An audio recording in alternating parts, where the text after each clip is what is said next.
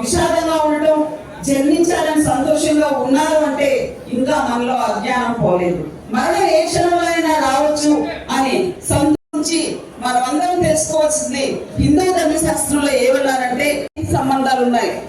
2 times BC కాపులను బీసీలో చేర్చాలి అన్న విషయంలో వారు ఉత్తరాంధ్ర జిల్లాలు పర్యటన చేసేటప్పుడు నా దగ్గరికి రావటం, అమ్మ నువ్వు కూడా నాతో ఫాలో అవ్వని చెప్తే మన అన్న బాలకృష్ణ గారు తెలుసు, సోంపేట ఇచ్చాపురం ఏరియాస్ వరకు వారికి వారితో రావటం జరిగింది.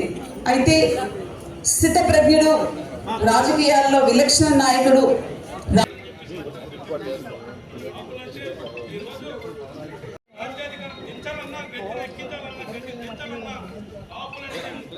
ఓకే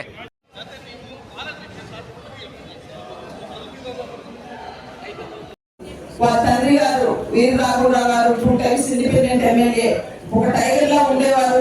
మరి వారి తనయుడిగా వీరు 1978 లో రాజకీయ రంగ ప్రవేశం చేసి జనతా పార్టీ ఎమ్మెల్యేగా, ఎన్టీఆర్ క్యాబినెట్ లో మంత్రిగా, మరి తెలుగుదేశం పార్టీ నుంచి పార్లమెంట్ సభ్యులుగా కూడా పనిచేశారు. అంటే 1978 నుంచి వారు కంటిన్యూస్ గా అనేకమైన పదవులు చేశారు.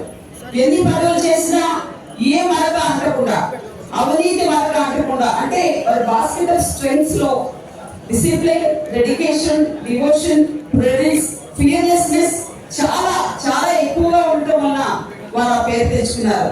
అందుచేతనే నేను ఏమంటానంటే, ఒక వ్యక్తి తన నిత్య జీవితంలో తను రాజకీయాల నుంచి విరమణ పొందొచ్చు, ఉద్యోగ బాధ్యత నుంచి విరమణ పొందొచ్చు, కుటుంబ బాధ్యతల నుంచి విరమణ పొందొచ్చు, కానీ సమాజానికి సేవ చేసిన ఏ వ్యక్తి కూడా ప్రజల మనసుల నుంచి విముక్తి కాలేడు. Honesty and competent people will always be in the living memory of the people. There is no power above or below the sun to question individuals having like honesty, commitment, dedication అని పెద్దలు అందుకే అన్నారు.